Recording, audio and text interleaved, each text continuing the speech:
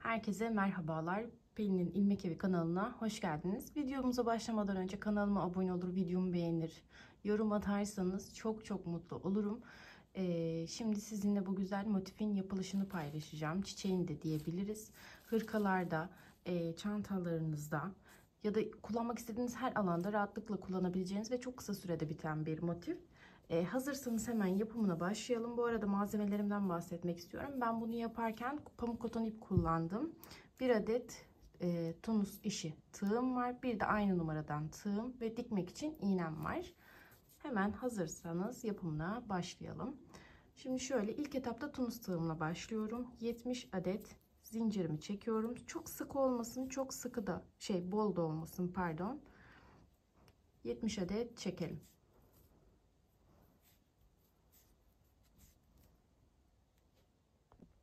Evet, 70 adet zincirimizi çektikten sonra bakın şu zincirlerimizin tüm ilmeklerine birer adet batarak işlemimize başlıyoruz. Hemen dibindeki zincirden batarak başlıyorum ve bir ilmek çıkarıyorum.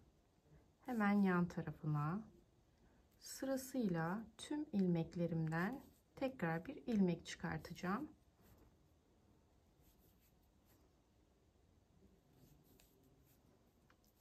Şu şekilde olacak görüntüsü.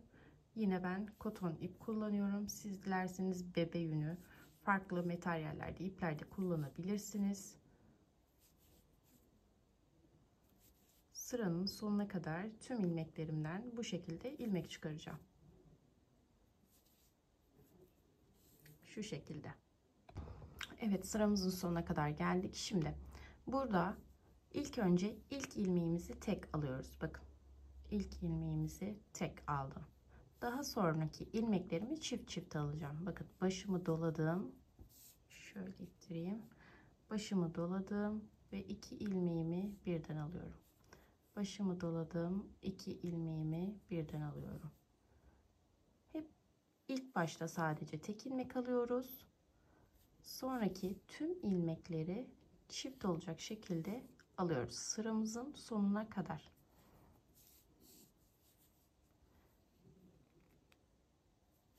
Bu şekilde sıramızın sonuna kadar yapalım. Sıramızın sonunda tekrar görüşelim. Evet, sıramızın sonuna kadar geldik. Bakın yine burada da çift ilmeğimi alıyorum. Son iki ilmeğim kaldı. Onu da bir kere de alıyorum. Şimdi bu aşamada ne yapacağız? Bu biri ilerletmiştik. İkiye dönüşümüz olmuş oldu. Şimdi aslında üçüncü sıradayız. Hemen bakın buradaki ilmek değil. Hemen şu ikinciyi şöyle netleştireyim. Bakın şöyle göstereyim tekrar. Şurada aslında bir ilmeğimiz var, dikine olan yine. Buna değil. Hemen yanındaki ikinci ilmeğimize batıp başımızı dolayıp tekrar içinden bir ilmek çıkarıyoruz. Dik ilmeklerimizin içerisinden ilmek çıkaracağız. Bakın zaten kendilerini belli ediyorlar. Sıramızın sonuna kadar yine bu şekilde devam ettireceğiz.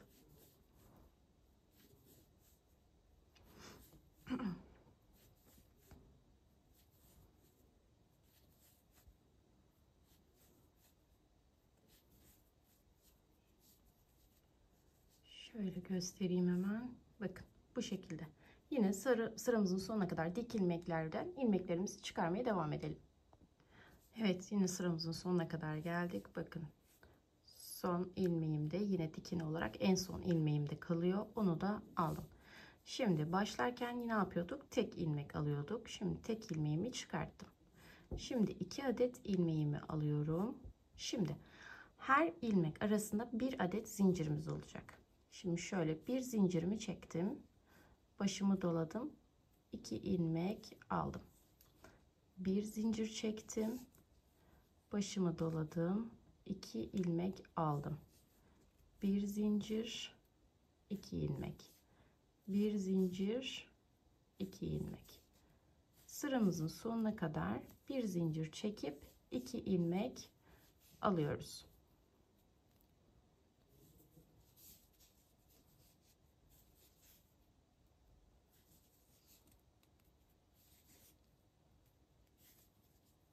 Görüntüsü bu şekilde olacak.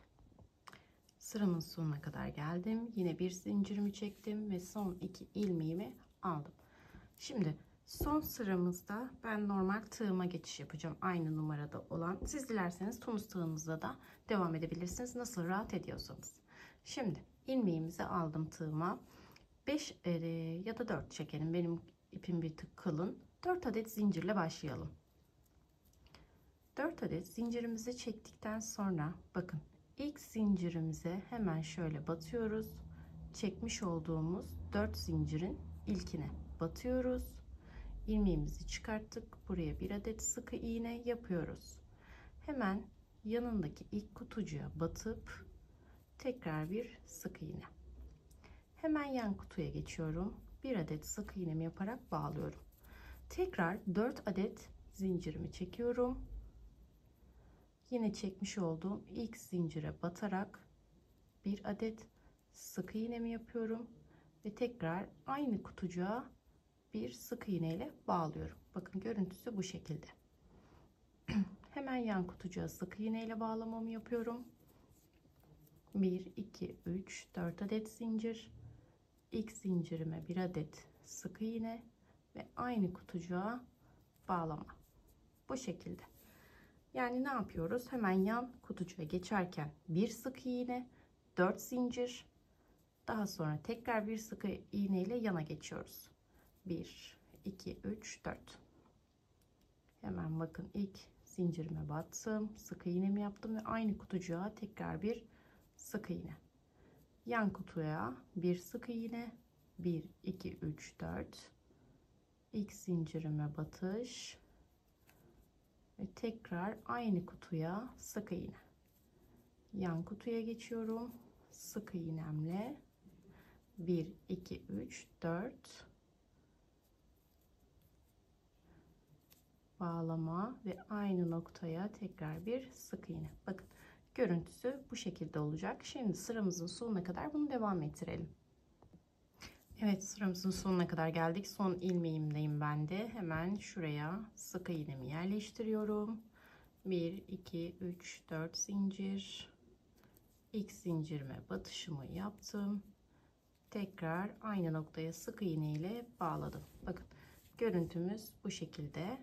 Şimdi bir bağlama zinciri çektikten sonra birazcık uzunca bir ip keseceğim ki dikebilelim. Hemen şöyle tığımdan kurtarıyorum.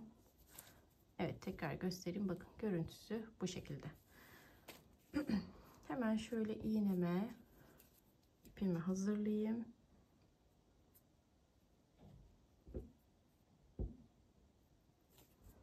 Evet, şimdi ipimin olduğu ucu, bakın ters kısmı, örgünün ters kısmı içeride kalacak, düz kısmı dışarıda kalacak şekilde şöyle döndüre döndüre bir parça döndürdükten sonra dikişini yapmaya başlayacağız.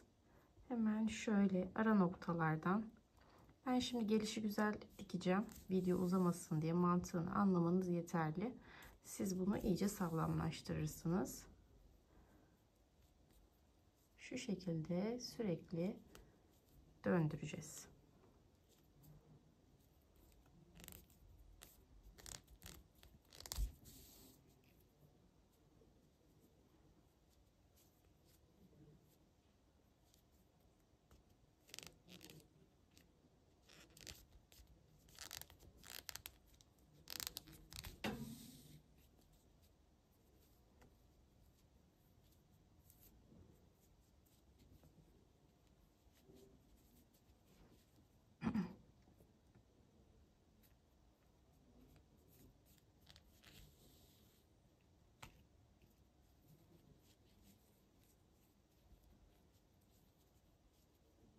Silikon tabancasıyla da yapıştırabilirsiniz. Nasıl kolayınıza geliyorsa öyle yapabilirsiniz açıkçası. Ben dikimin daha sağlam olduğunu düşündüğüm için dikeceğim. İsterseniz dikiş ipiyle de yapabilirsiniz. Kalın iple hani zorlanırsanız. Benim iğnemin ucu birazcık büyük olduğu için çekerken zorlanıyorum ben de.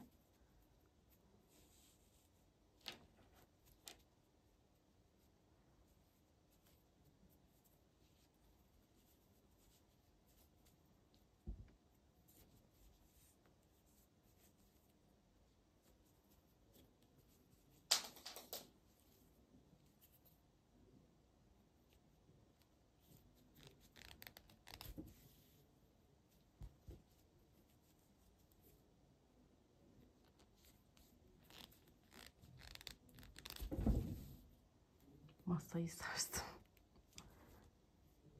Önden de arada sırada kontrol edelim, bir yamukluk olmasın.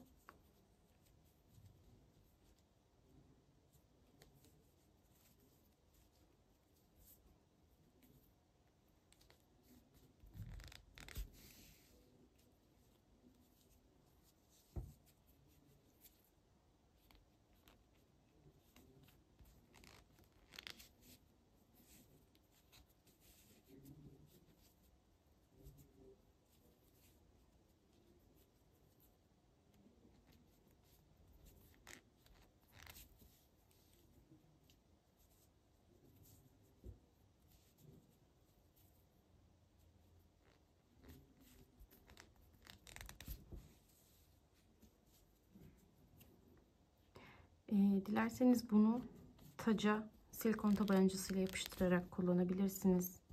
Yani ekstra bir kullanım alanı olarak söz etmek gerekirse. Dilerseniz şu kısma lastiği dikerek lastikli toka olarak da kullanabilirsiniz. Onun yanı sıra dediğim gibi çantalarda, kırlent kılıflarında, süslemelerde, broşlarda, farklı materyallerde ip kullanarak, mesela broşlarda bunun simli metalik ipler kullanarak da broşlarınızı yapabilirsiniz. Şurayı birkaç kere dönüp sağlamlaştırdığımda dikim işlemim de bitmiş olacak.